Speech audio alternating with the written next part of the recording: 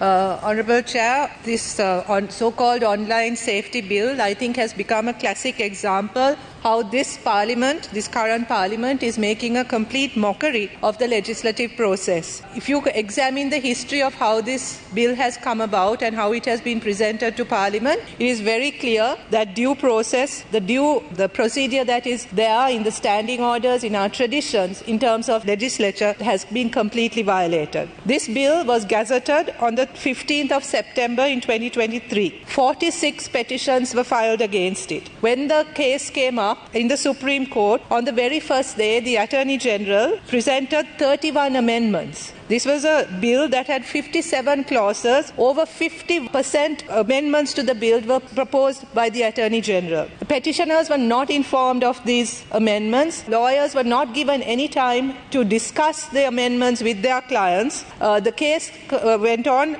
for 3 days without any discussion or any chance for those citizens who actually petitioned the court on this to examine or discuss the proposed amendments brought by the AG on the first day itself. So there in itself, the first violation occurred of this legislative procedure. Judicial oversight was denied, proper judicial oversight was denied, and the opportunity for the public to object to the amended bill was also denied. Then this was presented to the Sectoral Oversight Committee. And yesterday it was argued that the Sectoral Oversight Committee submitted a report in relation to the bill. I took a look at that report. It's a 2-page report basically with the agenda. There's no real discussion, no real analysis, nothing that is expected from a Sectoral Oversight Committee. So once again, it was very clear that the Sectoral Oversight Committee was simply used as a tool to bring this bill forward for the second reading. The minister who is presenting this bill is already talking about amendments to the bill. The bill has not been even passed. He is promising parties that the bill will be amended even before the bill is passed. That in itself shows that the minister and the government is well aware that this is a highly flawed piece of legislation. So when this is so, if the minister himself agrees that this bill needs to be amended as soon as possible. In fact, when he spoke to me yesterday and he said that within this week, amendments will be presented to Cabinet. If that is the case, what is the mighty rush? What is the mighty hurry to rush this bill through at this point in time? Why can't we take in all those amendments that have been discussed by the industry with the minister and present a better piece of legislation at a later date if the minister himself is accepting that amendments are necessary? So at this point, this government is rushing through this flawed piece of legislation, which the minister himself is accepting, because otherwise he need not talk of amendments even before the bill is passed, right? You're rushing through this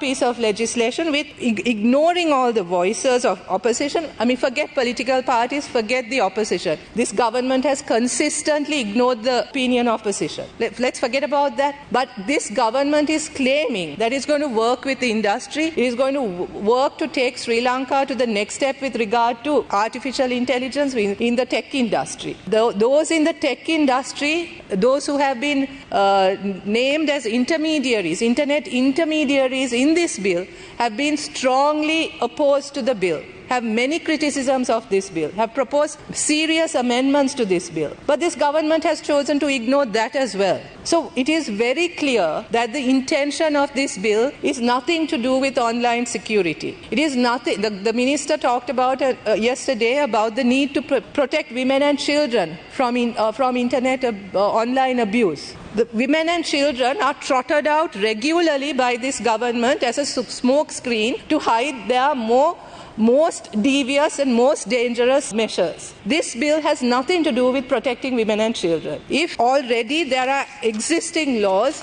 the civil law was even recently amended, that anyone can take action against defamation, any action can be taken. The laws are already present in our judicial system. The problem is not with the lack of laws. The problem is with the implementation of laws. If the minister takes the trouble to actually talk to women and children who have faced this problem in this country, who have faced online abuse, who have faced not just online abuse, physical abuse and harassment, harassment and the treatment that is meted out by the police department that he overlooks. He should get an understanding that it's not the lack of laws that is preventing justice or from justice being meted out to women and children, or what is preventing the protection of women and children in this country. There is absolutely no institutional or cultural change within the police which enables them to deal with the issues of women and children in a sensitive manner. There are many stories of how women are treated, how children are treated by the police of this country. This is not because of the lack of law. This is to do with attitude. This is to do with lack of resources. This is to do with the lack of leadership. So narrative the government is putting out that the main intent of this bill is for the protection of vulnerable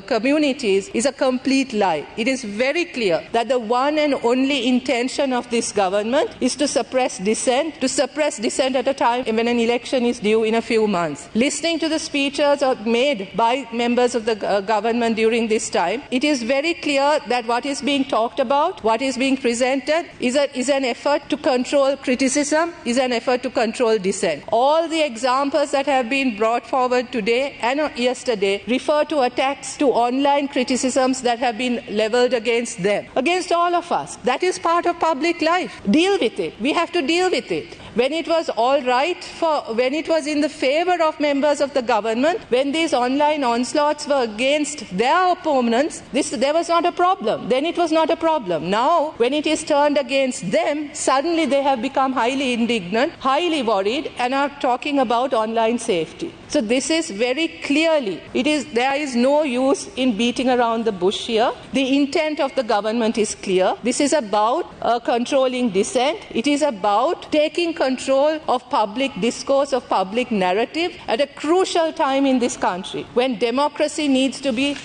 protected at all costs. And this is this is not the intent of the government, that every instrument is going to be used to stifle dissent is very clear. But at the same time, it is important when we are thinking about this kind of legislature, when we are thinking about bringing in these kinds of laws that have an impact on certain constitutionally protected rights, there is a need to balance competing rights. This is a hugely important thing for us to consider. And in this instance, when it comes to things like online safety, because it is very much on the edge of how we balance competing rights, this becomes even more critical. In a way, the internet and the internet revolution has democratized the media, has democratized the sharing of information. Citizens themselves are now creating information, creating news. This is a good thing. This is not something to be scared of. This is what we want. In a vibrant democracy, citizens have to be more engaged. We cannot be afraid of engaged citizens. We cannot be afraid of critical citizens. At the same time, we agree there need to be measures that ensure that in the interest of allowing the right to express themselves, to the idea of expressing dissent, that people are not harmed, that people are not slandered. Those rights have to be maintained. However, when there are such competing demands, we need to be extremely careful about which of these rights we uphold and how we balance these many rights as an assembly we are committed to protect. So I also want to say this, right? If this government thinks that bringing in these types of laws is going to thwart the will of the people, that it's going to crush the voice of the people, I think they're making a huge mistake. They're making a huge mistake. If they want to win over the people, then they have to look into themselves, properly hear what the people are saying, and try to understand why this dissent is emerging in such a forceful manner. Make some attempt at course correction. Rather, what this government is doing, what those in power are doing, is to try and crush that, to not even acknowledge that there might be a basis on which why citizens are feeling so angry and why citizens are feeling so excluded and unrepresented by those in power that they themselves have elected. There are lessons to be learned here if those in power are willing to learn, but the government has demonstrated over and over again their unwillingness to learn. But I again say, you are making a big mistake. You are not going to be able to thwart the will of the people or crush dissent. But I want you to think about this. Think about the damage that you're causing in your petty interests, in your petty efforts to maintain power at any cost. Think of the damage you're doing to this country. Think of the reputation of this country internationally. Think of the damage you're doing to potential investors, so to the environment, to attract investors to this country. All of these issues cannot be secondary for the petty interests of the utterly selfish efforts of this government to remain in power at all costs. So there is still an opportunity for you to take a step back. There's still an opportunity for you to do some kind of course correction. But if you go ahead with this, the citizens of this country will reply in an effective manner. Thank you very much.